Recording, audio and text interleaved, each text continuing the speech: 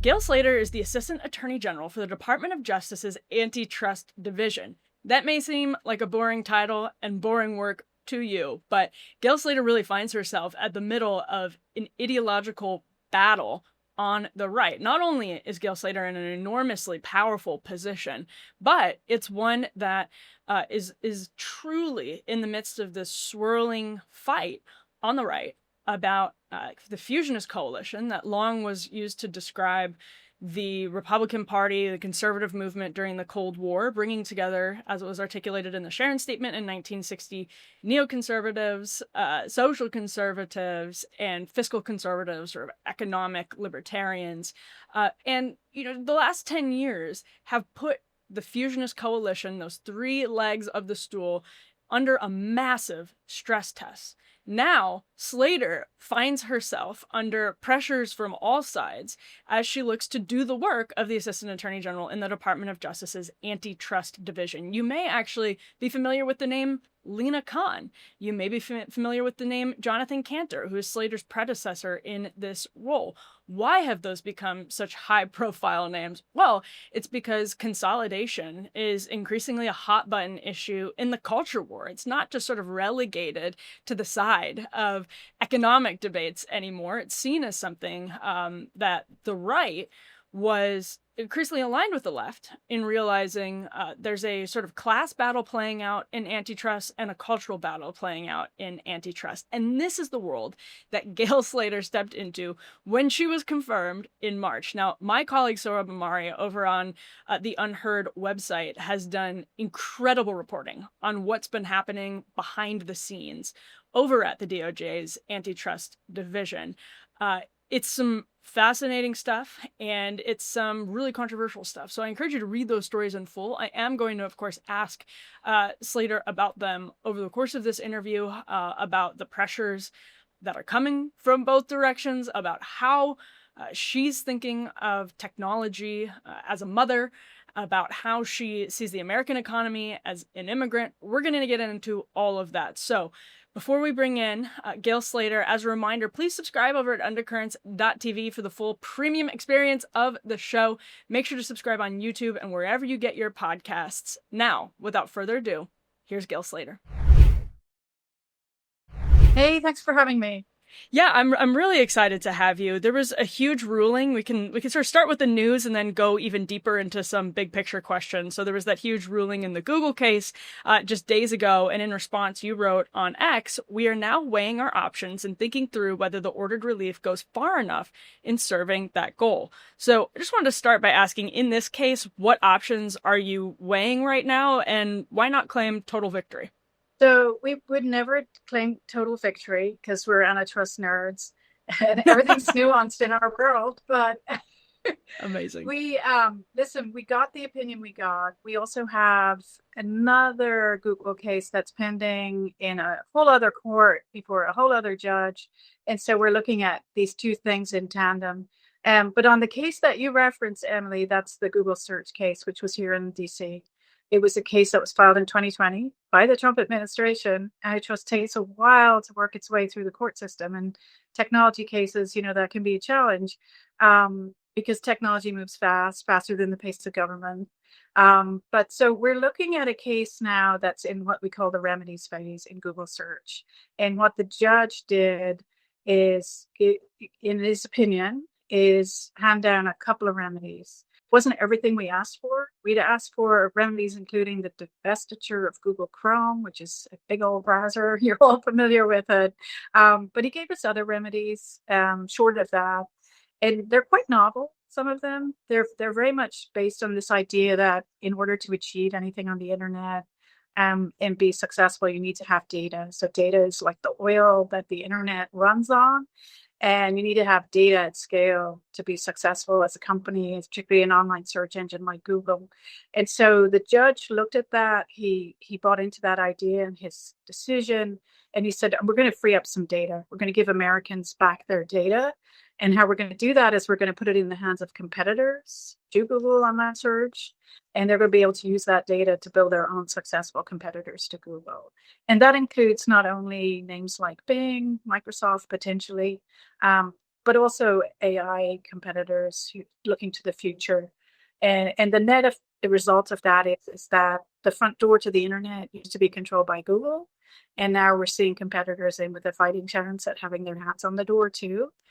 So we're cup half full people, and that's how we're looking at the opinion. However, like I said, we didn't get everything that we asked for in the opinion. That's just the way that judicial process plays out. And so we're weighing our options.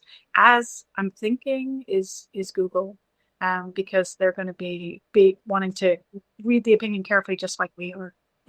Yeah, you mentioned antitrust nerd type conversations, and that's what I want to get into here because, these conversations, I think the right has been reinvigorated on because I think the power in the marketplace, consolidation in the marketplace has become increasingly obvious, and it particularly was, of course, in the case of big tech over the last decade. But I want to ask you about America First Antitrust. You fleshed it out a bit in August, saying, quote, America First Antitrust focuses on empowering the American people in the free markets, not enabling regulators and bureaucrats to prescribe outcomes.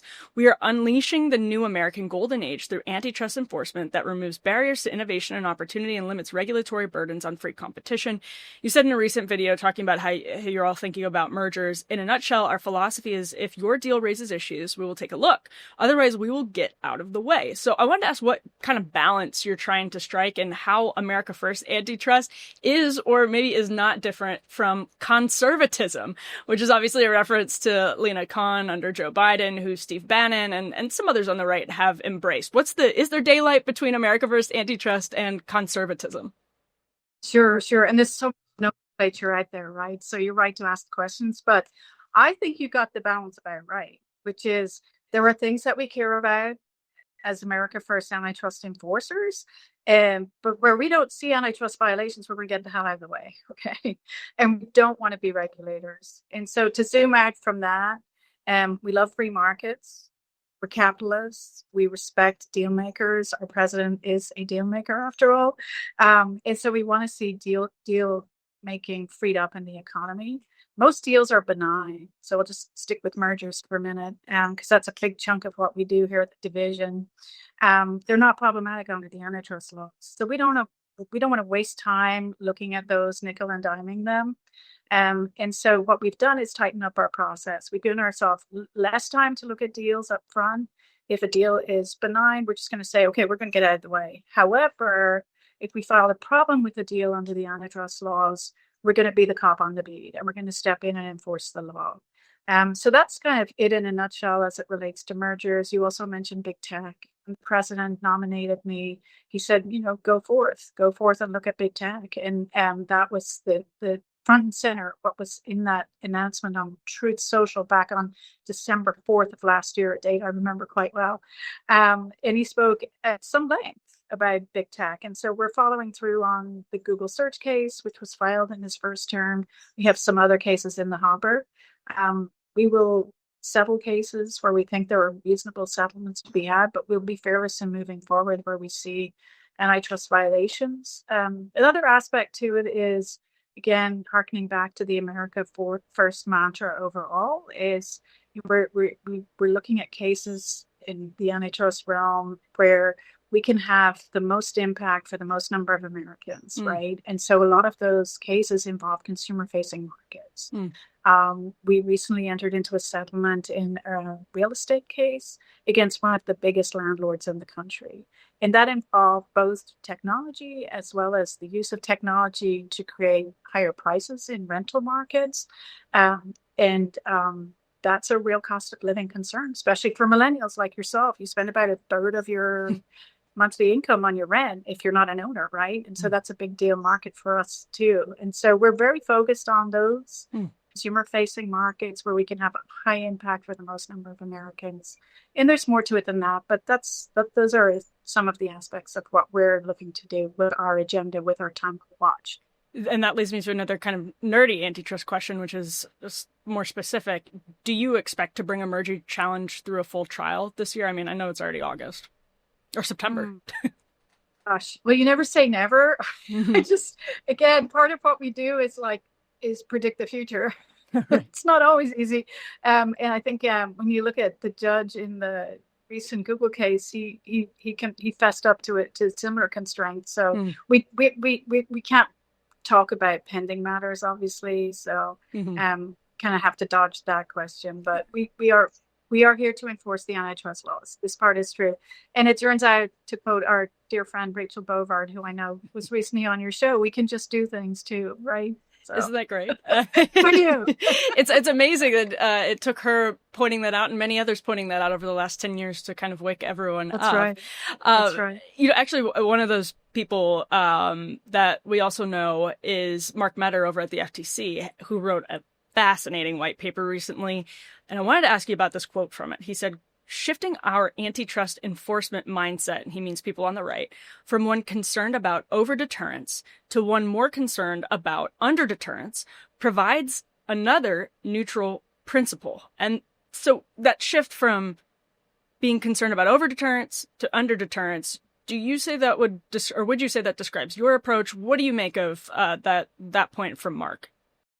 Yeah. So Mark is a good friend here too, and someone that we all respect within the antitrust world. And again, in the mode of we can just do things, there has been a tendency in the past to engage in what's called analysis paralysis in the antitrust realm as much as elsewhere. When I interviewed with the president back in November, we talked about this some. Antitrust can be calibrated up, it can be calibrated down. And, there was a consensus that the Bush years, it was calibrated down a wee bit too much. So that was the era of under-deterrence. A lot of people look at some of the Biden cases. They say that was an example of over-deterrence. I'm not saying we're perfect, but we're looking to calibrate it as best we can to where we think it should be, which is, as I said, we're conduct, we're a merger, it's unproblematic, we're going to get out of the way, but we will be fearless in enforcing the antitrust laws. And as I described that to the president, I said, we're going to call it Trump antitrust. And he said, I like that. That sounds about right. So. Well, that's a good segue actually into the next question, because the allegation then on the left becomes, especially given reporting that actually my colleague Sohrab Ahmari has done here in Unheard. It's come from CBS News as well, which reported a couple of months ago, some Trump officials have vented that it has taken a substantial amount of internal push and pull to land on decisions to reach deals that resolve merger issues. And that this is another one for, relation to you, according to CBS's sources, that you've told companies not to try to engage with the administration via Trump-aligned lobbyists and consultants, according to several sources, which, by the way, doesn't sound like such a bad thing. But one of your former deputies, Roger Alford, pointed the finger at MAGA in name-only lobbyists. And in a recent Federal Society speech, you yourself said, unfortunately, we at the Antitrust Division have concluded that in a few actors, many of them at big law firms, can undermine sound antitrust enforcement for everyone. And so the left then, people like Vidushi Dayal at the Chamber of Progress, they will say that America First antitrust is favoritism, that it's corporate interests being able to put their thumb on the scale to via their lobbyists or backroom deals or whatever it is. So what do you make of that allegation from the left now? So the left was very much in favor of its own program, the neo-Brandeisian and so on, and the Lina Khan era. We're not here to do that. Elections have consequences, and we are who we are, and we're doing what we're doing. DC is a town of lobbyists, and so we respect the right of companies, of everyone else, to petition their government. It's like a First Amendment protected right. And so, that being said, we're fearless enforcers. And so we're moving forward with some very, very big cases. We have a proven track record, and we're on our second Google trial, and I've been on the watch for 6 months. So that speaks for itself. And we're moving forward with those cases. So there's some bits of what you asked about that I can't get into. We have our deliberative process, and some things are pending that relate to your question. But I would say look to our actions, and we're staying the course on the big tech cases. Yeah, and when you go and speak to Federal Society groups, I'm so curious because the posture has changed among some people on the right, and then others have kind of become more deeply entrenched in, the old mindset in defense of, years of conservative thought that they've contributed to and all of that. So what response have you noticed just when you go out and make this case, at FedSoc events or to others on the right? Right. So there's a generational divide, I think, in what you're talking about there, and you're referencing a FedSoc event at Ohio State Law School. And so that was a recent speech I gave. It goes back to your prior question somewhat about big tech, big law, and we, in many of our cases, are on the other side of both very sophisticated big law firms as well as some of the biggest and wealthiest companies in the world. They're trillion-dollar companies often. And so we fight asymmetrical warfare here at the Antitrust Division. And so some of the issues that we face that I spoke about in that speech are around doing litigation, going up in discovery and depositions, et cetera, against these very sophisticated firms. Some of them are good actors, but not all of them are.